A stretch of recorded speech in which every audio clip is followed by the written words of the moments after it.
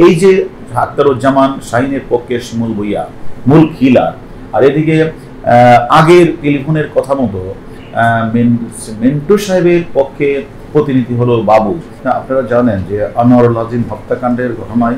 দুটি মামলা রুজু হয়েছে। একটি মামলা হলো আমাদের বাংলাদেশের পার্টি, আরেকটি মামলা রুজু হয়েছে কলকাতার পার্টি। এবং আমরা এই মামলাটা তদন্ত করতে গিয়ে আমরা কিন্তু বাংলাদেশের পার্টি আমরা 3 জনকে গ্রেপ্তার করেছি এবং তাদের গ্রেপ্তার করার প্রেক্ষিতে তাদের কাছ থেকে তাদের বিজ্ঞ ম্যাজিস্ট্রেটের সামনে তারা তাদের জবানবন্দি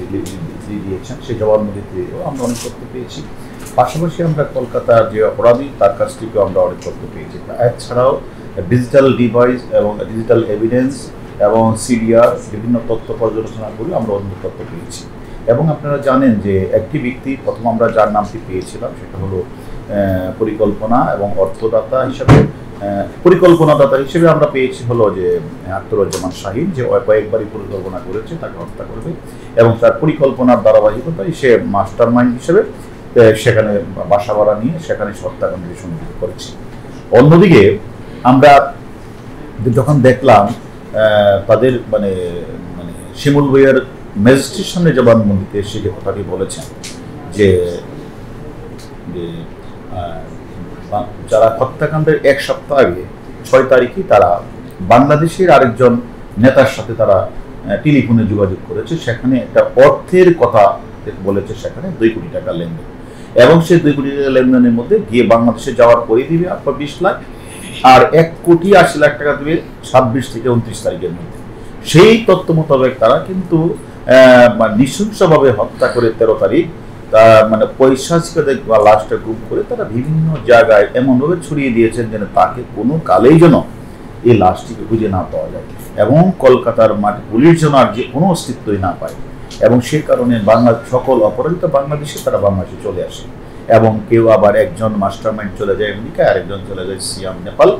বাকিরা বাংলাদেশ চলে আসছে। যে যারা বাংলাদেশে এসেছে তারা 3 জনই আমাদের কাছে এসেছে তথ্যের ভিত্তিতে এবং ইন্ডিয়ার তথ্যের ভিত্তিতে এবং ডিভাইস পর্যালোচনা করে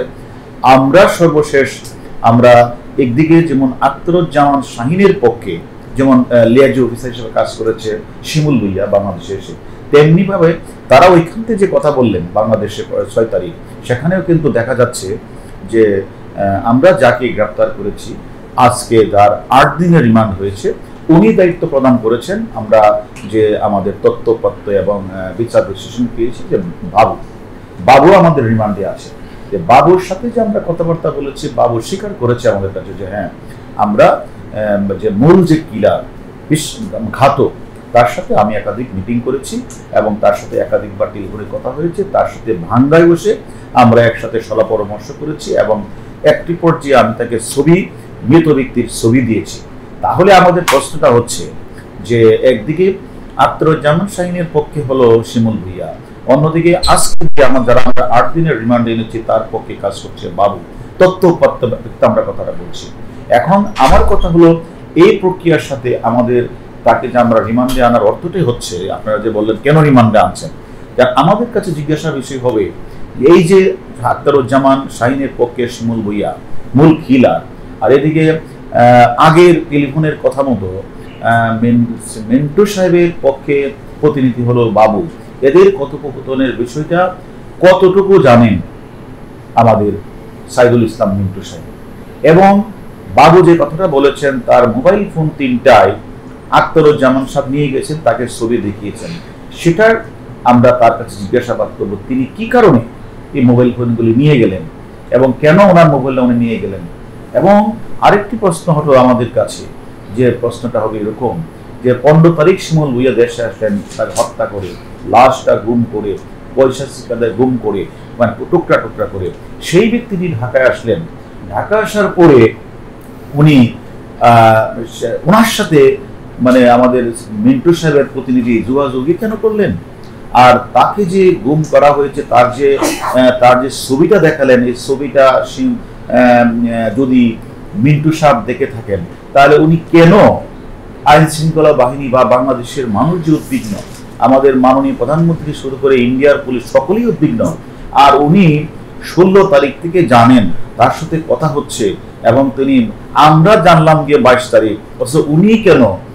এত আগে জানার পরেও কাউকে উনি বললেন না, জিজ্ঞাসা করলেন না, এবং উনি কয়েকবারই খায়েশ করেছিলেন ওই কালীগঞ্জ থেকে এমপি হওয়ার নমিনেশন পেপার উনি কিনেছিলেন। এখন এই তথ্যগুলি আমি জানবো যে উনি যে জানালেন না, এতে উনার এবং টাকা পয়সার কথাগুলিও 160 করে এসেছে, সবগুলি বিচার বিশ্লেষণ আমরা করব, তাহলে টাকা পয়সার লেনদেনের বিষয়টা সঠিক কিনা, উনি মোবাইল ফোনগুলি উনি মালামালগুলি নষ্ট করার চেষ্টা করেছেন কিনা, এবং উনি আখতারুজ্জামান শাহিনের সাথে কথা বলেছেন কিনা। তাহলে যদি উনি কথা বলে থাকেন, মোবাইল ফোনগুলি গুম করে থাকেন এবং উনি টাকা পয়সা লেনদেন করে থাকেন, তাহলেই আমরা ধরে নিতে পারবো যে উনি অবশ্যই এখানে অর্থদাতা অথবা নির্দেশদাতা ছিলেন কিনা, এটা আমরা তদন্তে নিয়ে আসার চেষ্টা করব।